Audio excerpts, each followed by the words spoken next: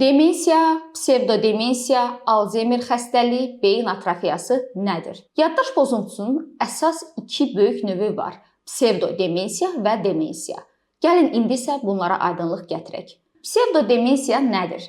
Psevdodemensiya, demensiya ifadəsinə bənzəsə də yalançı yaddaş pozuntusudur. Psevdodemensiya qəfildən, anidən, sürətli və subakut olaraq başlayar. Psevdodemensiya zamanı xəstənin öz vəziyyətinə qarşı tənqidi münasibəti qeyd edilir. Şəxs yaddaş pozuntusundan şikayətlənir. Şəxs əşyaların adını unutduğunu, əşyaların harasa qoyduğunu unutduğunu və yaxud da cümlələrdə sözləri unudur, fikrini tamamlamaqda çətinlik çəkir, sözü ağzında yarımçıq qalır. Evdən çölə çıxarkən hər hansısa bir əşyasının unutduğunu düşünərək yenidən geri qayıdır və bunları ifadə etmiş olur və ətrafında olan insanlar belə həmin şəxsin unutqanlıqdan əziyyət çəkdiyini anlayır və həkimə müraciət etmiş olurlar. Psevdodemensiya zamanı yaddaş pozuntusu həqiqi deyildir, diqqətə bağlı olaraq pozulubdur. Bu zaman şəxs diqqətinin sürdürülməsində, diqqətinin davam etdirilməsində çətinlik çəkir. Diqqətini bir yerə cəmləməkdə, diqqətini bir yerə toplamaqda çətinlik çəkir. Nəticə etibarilə şəxsdə diqqət defisiti, diqqət dağınıqlığı, diqqət çatışmazlığı formalaşmış olur. Psevdodemensiyalar müalicəyə yatqındır, proses geri dönəndir. Psevdodemensiyalar bir sıra psixiatrik xəstəliklər zamanı müşahidə olunur. Psevdodemensiyalar psixiatrik xəstəliklərdən, nevrotik pozuntulardan, xüsusən depressiya zamanı, xüsusən major depressiv epizod zamanı, yəni böyük depressiyalar zamanı, eyni zamanda xroniki yorğunluq sindromu, posttraumatik stres pozuntusu, həyəcan təşviş pozuntusu, yəni anksiyete, panik pozuntu, obsessiv kompulsiv pozuntu, dissosiativ konversiyon pozuntu və digər nevrotik pozuntular zamanı müşahidə oluna bilər. Psixotik pozuntulardan, yəni kliniki gedişatı zamanı psixozlar müşahidə olunan pozuntulardan isə şizofreniya, şizoaffektiv pozuntu, bipolar affektiv pozuntu və eyni zamanda Korsakov sindromu, yəni Korsakov psixozu zamanı müşahidə edilə bilər. Həmçinin bir sıra vitamin çatışmazlıqları, xüsusilə B12 defisiti və foltrustu defisiti zamanı müşahidə edilə bilər. Demensiya nədir? Demensiya həqiqi yaddaş pozuntusudur. Demensiya beynin orqanik üzvü xəstəlikləri nəticəsində yaranan neyrodegenerativ xəstəlikdir. Demensiya zamanı şəxsdə anlama, qavrama, yadda saxlama prosesləri pozulur.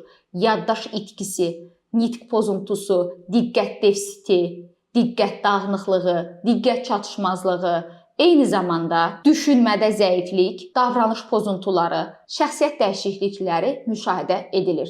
Demensiyanın gedişinə gəldikdə isə, demensiya tədricən başlayır, davamlı xarakter daşıyır, xroniki və getdikcə proqressivləşən xəstəlikdir. Xüsusilə qeyd etmək istəyərdim, demensiya dalğavarı xarakterli xəstəlikdir. Yəni şəxs gün, həftə, ay ərzində kliniki əlamətlər dalğavarı xarakter daşıyaraq artıb və yaxud da ki, azala bilər. Bu zaman şəxsin gündəlik, rutin həyatında baş verən məşğuliyyətlər geri dönməz şəkildə pozulmuş olur. Demensiya zamanı xəstənin öz vəziyyətinə qarşı tənqidi münasibəti qeyd edilmir. Yaddaş pozuntusunun olmasını, unutqanlığın yaranmasını inkar edir. Demensiya müalicə zamanı tam sağalmır. Lakin müalicənin tətbiq olunmasında əsas məqsəd baş vermiş olan klinik əlamətləri dərinləşməyə qoymamaq, ağırlaşmanın qarşısını almaq və kliniki əlamətləri yüngülləşdirməkdən ibarətdir. Demensiyanın bir sıra növləri vardır. Xüsusilə Alzheimer tipli demensiya ən çox yayılmış demensiyadır. Digərlərinə Levitt cisimcikli demensiya, Pik xəstəliyi zamanı demensiya, Parkinson xəstəliyi zamanı demensiya, Parkinson xəstəliyi zamanı demensiyada xüsusilə hərəkət pozuntuları, sakitlik vaxtı tremorun yaranması, yerində donub qalma, şəxsin ətraflarında çətinliyin və sərtliyin olması müşahidə edilir. Həmçinin bir sıra infeksion xəstəliklər zamanı yaranan demensiyalar mövcuddur. HIV xəstəliyi, QİÇS xəstəliyi zamanı yaranan demensiyalar. Qeyd etmək istəyərdim ki, bir sıra infeksion xəstəliklər ağırlaşdıqda və xronikləşdikdə şəxsdə nəinki yaddaş və unutqanlığa bağlı, həmçinin depressiv ruh halı, emosional labililik müşahidə edilir. Həmçinin dağınıq skleroz zamanı demensiya, böyrək xəstəlikləri, uremiya, kəskin böyrək çatışmazlığı zamanı demensiya müşahidə edilə bilər. Bundan başqa demensiya, baş beyin üzvü zədələnmələri, travmalardan sonra və eyni zamanda insult, yəni beyinə qan sızma və yaxud da ki, işemik insultdan sonra post-ensefalit dövrdə, yəni ensefalit və meningitdən sonrakı dövrdə yaşla bağlı olaraq beyin hüceyrələrinin quruması atrofiyası fonunda müşahidə edilir. Demensiya xəstəliyinin risk faktorları. Demensiya xəstəliyində risk faktoru olaraq birinci şəxsin 65 yaş üzərində olması. İkinci genetik faktorlar.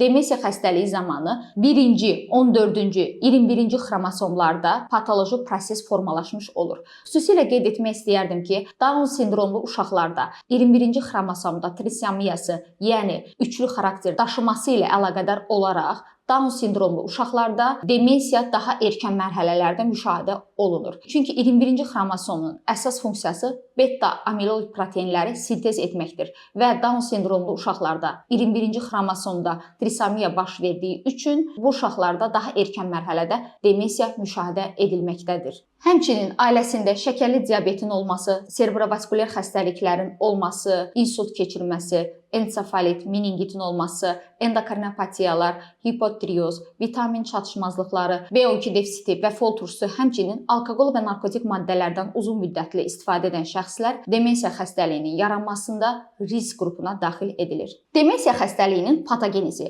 Ümumiyyətlə necə olur ki, demensiya xəstəliyi yaranmağa başlayır? Gəlin indi isə bunlara aydınlıq gətirək. Hazırda ilk növbədə mən sizə normal beyin kimyası haqqında və bu proseslərin necə icra edildiyi haqqında məlumat verəcəyəm. Beynimiz hüceyrələrlə zəngindir. Həmin hüceyrələrə biz neyronlar deyirik. Hər bir neyron dendrit hissəsi, cismi, aksonları və aksonların uç hissələrindən ibarətdir. Bir neyron digər neyronla, bir neyronun aksonu digər neyronun dendritləri vasitəsilə əlaqə saxlamış olur. Bu zaman nə baş verir? Bu kağız üzərində qeyd etdiyim bir neyronun aksonu və digər neyronun dendritidir. Həmin bu hissəyə presinaptik neyron, digər neyrona isə postsinaptik neyron deyirik. Presinaptik neyronda normada elektrik impulsları yaranır və həmin bu elektrik impulsları nəticəsində kalsium kanalları açılır və kalsium ionları presinaptik neyrona daxil olur. Və nəticə etibarilə bu zaman presinaptik neyronda sinaptik vezikulalar yerləşir. Sinaptik vezikulalarda isə neyromediatorlar, neyrotransmitterlər vardır.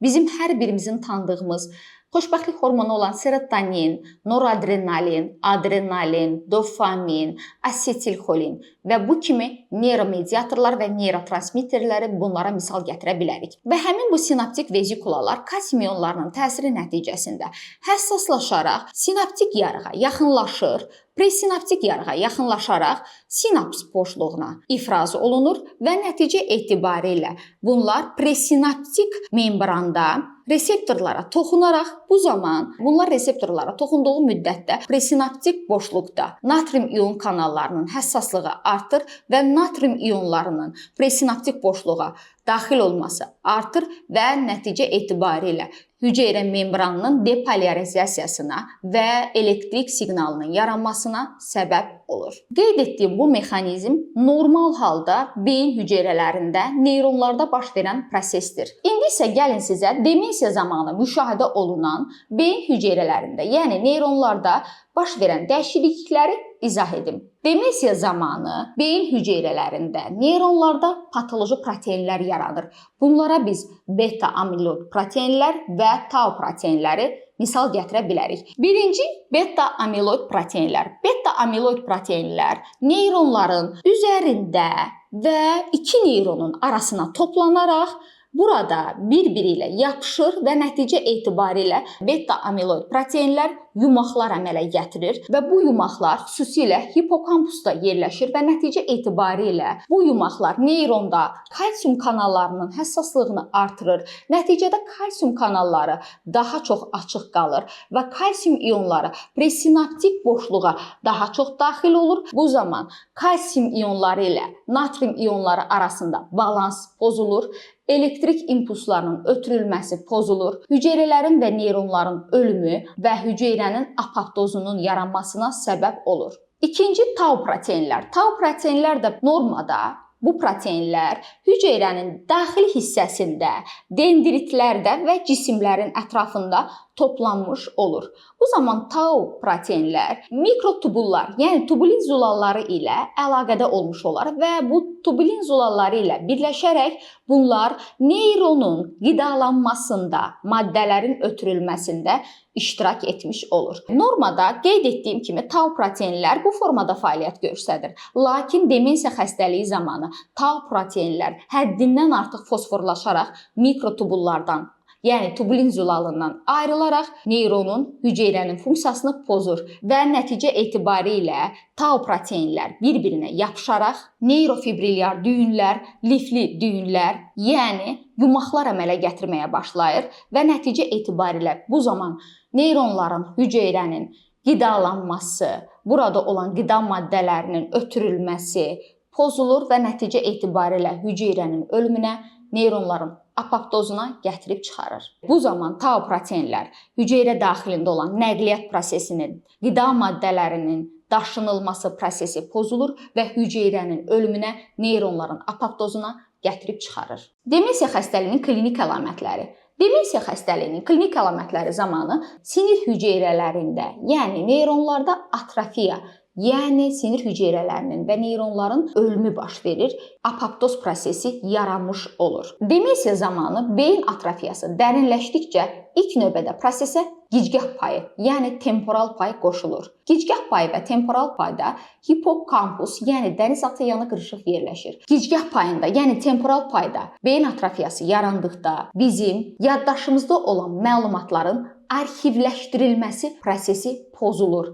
Nəticə etibarilə şəxsdə anterograd amneziya yaranır. Şəxs yeni məlumatları öyrənməkdə, yadda saxlamaqda, eyni zamanda lazıma gəldikdə xatırlamaqda çətinlik çəkir. Şəxsdə ciddi şəkildə unutqanlıq və yaddaş pozuntusu yaranır. Lakin bu zaman şəxs keçmiş xatirələri xatırlaya bilirlər. Məktəb vaxtı hansı sinifdə oxuduğunu, sinif yoldaşlarının adını, soyadını, hansı partada əyləşdiyini asanlıqla xatırlamış olur. Gicgah payda, temporal payda baş verən atrofiya fonunda şəxs unudur, şəxs əşyaların adını unudur, şəxs cümlədə olan sözləri unudur, fikrini unudur. Məhz buna görə də şəxs danışarkən belə sözü ağzında yarımçıq qalır. Əşyaların adını unudaraq həmin əşyanın nə üçün icra olunduğunu və nəyə lazım olduğunu unudur. Evdən bayıra çıxarkən evdə hər hansısa bir əşyanın unutduğunu düşünərək geri qayıdır.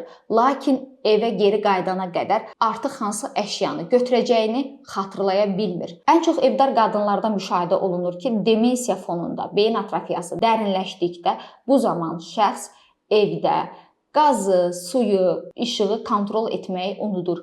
Bəzən yemək bişirərkən yeməyin altı yanlı qalır və nəticədə bu hallar bəzən bədbəxt hadisələrlə, yanğınlarla nəticələnə bilir. Bəzən isə şəxs görüş təyin edir və həmin şəxsin adını, görüş təyin etdiyi məkanı unutmuş olur. İkinci halda isə beyin atrofiyasında alın payı prosesə qoşulur.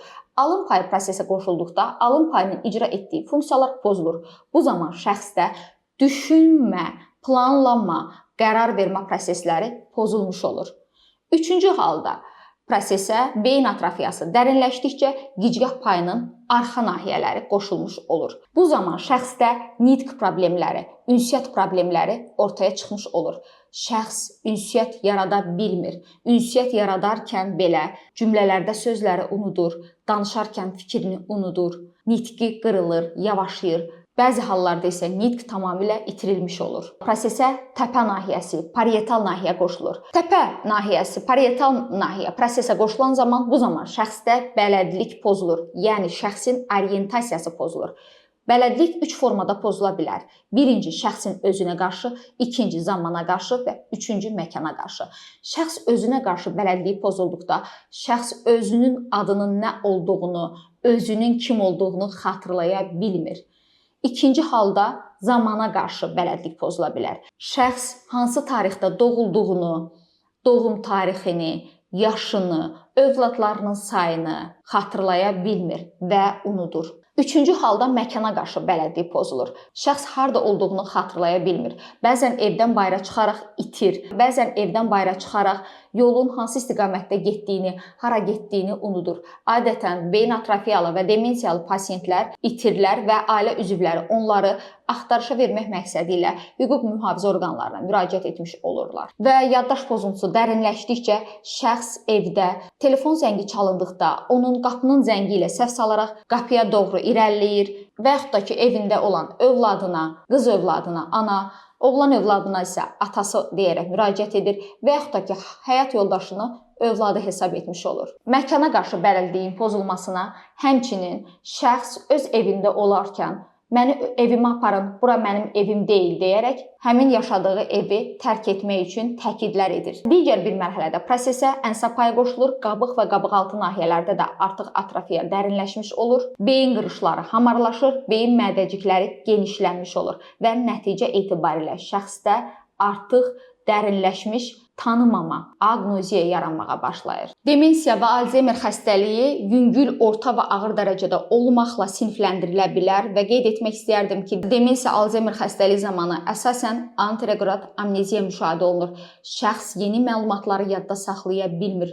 Şəxs keçmişə doğru olan xatirələrlə yaşamış olur və bu zaman proses beyində hipokampusda və dəniz atı yanı qırışığında baş vermiş olur. Demensiya zamanı şəxslərdə həmçinin psixoloji simptomlar müşahidə olunur. Şəxsdə depressiv epizod formalaşır, şəxsin əhval-ruhiyyəsi aşağı düşür, özünə qapanır, enerji potensialı enir, hərəkətsiz, heysiz vəziyyətdə olur. Yerindən, yatağından qalxmağa halı-heyi olmur. Yuxu pozuntusu yaranır. Bu zaman şəxs yuxuya getməkdə, yuxunun davam etdirilməsində çətinlik çəkir. Xüsusən yuxunun REM fazasında, yəni dərin yuxu fazasında müxtəlif hərəkətlər etməyə başlayır. Əl-qol hərəkətləri edir və yaxud da ki, sonrakı etaplarda davranış pozuntuları yaranmağa başlayır. Şəxs bu zaman küçənin ortasında soyunaraq cinsiyyət orqanlarını göstərir və yaxud da ki, özündən çox kiçik yaşlı qız uşaqlarına cinsi maraq, cinsi meyil göstərir. Xüsusilə qeyd etdiyim bu davranış pozuntuları frontotemporal demensiya zamanı müşahidə edilir. Həmçinin şəxsdə qidalanma pozuntusu yaranır. Udqunma problemləri yaranmış olur. Şəxs qaşığı ağzına doğru yönəldə bilmir, ağzına doğru istiqamətləndirə bilmir. Yeməyi üzərinə tökmüş olur və nəticə etibarilə uzun müddətli qidalanmama fonunda şəxsin bədən kütlə indeksi düşür, çəkisi azalır. Ağırlaşmış etaplarda kaxeksiya, anoreksiya formalaşmış olur. Bundan başqa incə motor funksiyalar pozulur. Şəxsdə bu zaman özünə qulluq itir, yuyuna bilmir, çimə bilmir, qidalana bilmir, dişini fırçalaya bilmir, köynəyinin yaxasını düymələyə bilmir, zamokunu çəkə bilmir, ayaqqabısının bağını bağlaya bilmir. Nəticədə hərəkət bacarıqlarının pozulması, apraksiya müşahidə edilir. Beyin atrofiyası dərinləşdikcə, proqressivləşdikcə, demensiya xəstəliyinin klinik əlamətləri dərinləşdikcə şəxs yatağa möhtac qalır, yerindən qalxa bilmir. Qeyri-iradi sidik və nədici sifraz müşahidə olunur. Şəxs qidalana bilmir. Demensiya xəstəliyi zamanı həmçinin psixotik pozuntular, yəni psixozlar müşahidə olunur. Xüsusən psixozun produktiv, yəni pozitiv, müsbət simptomlar müşahidə olunur. Yəni normada müşahidə edilməyən psixoproduksiya görülür. Paranoyalar, yəni şübhələr, sayıqlama ideyaları müşahidə edilir. Şəxs şübhələnir. Mənim pulqabımı oğurlayıblar, pulqabımdan pulumu çıxarıblar, pensiya kartımı kimsə oğurlayıb, içərisindən pulumu çəkibdir və yaxud da ki, yeməyinə, suyuna, çayına zəhər qatıb onu zəhərləyəcəklər deyə şübhələr yaranmağa başlayır. Eyni zamanda bu zaman demensiyalı xəstələrdə halüsinasiyalar müşahidə olunur. Halüsinasiyalar, görmə halüsinasiyaları, xüsusilə burada şizofreniyadan fərqli olaraq həqiqi görmə halüsinasiyaları müşahidə edilir. Yəni şəxs gözünün qarşısında canlı, rəngli, obrazlı şəkildə insanlar görür. Qırmızı yubqalı, yaşıl koftalı şəxs qarşımdan keçdi deyərək israr edirlər. Lakin şizofreniya zamanı isə psevdo halüsinasiyalar olur. Bu zaman şəxs özünü də həmin kino lentində görmüş olur. Demensiya zamanı görmə halüsinasiyaları, həmçinin şəxs divarda ilanın, yerdə siçanın qaçdığına israr edir. Həmçinin demensiyalı xəstələrdə taktil, yəni toxunma hallüsinasiyaları müşahidə olunur. Şəxsin bədənində hər hansısa bir qarışqa gəzdiyini, həşəratların uçuşduğunu düşünür və belə deyirlər: "Mənim üzərimdə cücü var, siz görmürsüz" deyə ifadələr işlətmiş olur və tez-tez ətraflarını şillələyir, vurur, qaşıyır və dərinin nəticə etibarilə masserasiyasına, yəni soyulub zədələnməsinə gətirib çıxarır. Demensiya xəstəliyinin müalicəsi.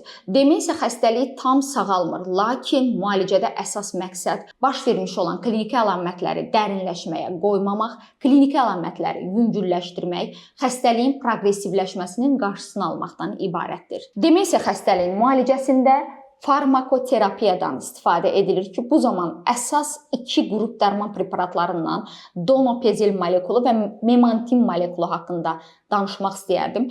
Donopezil molekulu hansı funksiyanı icra edər? İndi isə bu haqda məlumat verəcəyəm. Qeyd etdiyim bu sxemdə presinaptik neyron, postsinaptik neyrondur. Bu zaman presinaptik neyronda asetilxolin neyromediatorları olur. Asetilxolin neyromediatorunun yaranmasında asetilxolin transferaza fermenti iştirak edir. Asetilxolin bu zaman asetil-koadan və xolindən yaranır və asetilxolin transferaza fermenti vasitəsilə asetilxolinə və koaya çevrilir. Və bu zaman asetilxolin neyromediatorları presinaptik neyrondan sinaps boşluğuna doğru ifraz olunmuş olur və nəticə etibarilə demensiya xəstəliyi zamanı sinaptik boşluğa daxil olmuş olan asetilxolin esteraza fermentinin təsirindən qısa müddət ərzində sürətli olaraq asetat və xolinə parçalanır və nəticə etibarilə sinaps boşluğunda olan asetilxolin sürətlə parçalanır və asetilxolinin miqdarı azalmış olur və demensiya xəstəliyi formalaşmış olur. Məhz buna görə də bu zaman Alzheimer xəstələrində, yəni demensiya xəstəliyi zamanı donopezil molekulu verməklə həmin bu dərman preparatı, həmin bu donopezil molekulası asetilxolin esteraza fermentinə təsir göstərərək onun fəaliyyətini ləngidir və sinaps boşluğunda asetilxolinin parçalanmasının qarşısını alır və sinaps boşluğunda asetilxolin daha çox miqdarda qalmış olur. Demensiya və Alzheimer xəstəliyinin kliniki əlamətlərinin yüngülləşməsinə və xəstəliyin proqressivləşməsinin qarşısı alınmış olur. İkinci dərman preparatı kimi isə memantin molekulu haqqında məlumat vermək istərdim. Qeyd etdiyim bu sxemdə yenə presinaptik boşluq, presinaptik neyron və postsinaptik neyronu qeyd etmişəm. Presinaptik neyronda bu zaman glutamat neyromediatorları olur və glutamat neyromediatorları bu zaman presinaptik vezikulalarda yerləşir. Və presinaptik vezikulalardan həmin bu neyronlar sinaps boşluğuna ifraz olunduqda bu neyronlar asanlıqla presinaptik neyronda yerləşən NMDA reseptorları N-metil D-aspartat tərəfindən tutularaq asanlıqla presinaptik boşluğa daxil edilir və bu proses çox sürətli baş verdiyi üçün glutamat reseptorları presinaptik boşluqda qala bilmir və nəticədə Alzheimer xəstəliyi, demensiya xəstəliyi formalaşmış olur. Memantin molekulunun əsas məqsədi isə bu NMDA reseptorlarına təsir göstərərək NMDA reseptorlarının həssaslığının azalması, nəticə etibarilə glutamat neyromediatorlarının sinaps boşluğunda daha çox qalması və Alzheimer demensiya xəstəliyinin klinik əlamətlərinin yüngülləşməsinə, eyni zamanda xəstəliyin proqressivləşməsinin qarşısının alınmasında köməklik göstərir. Sizin psixiatr həkiminiz Doktor Aytən Namazova.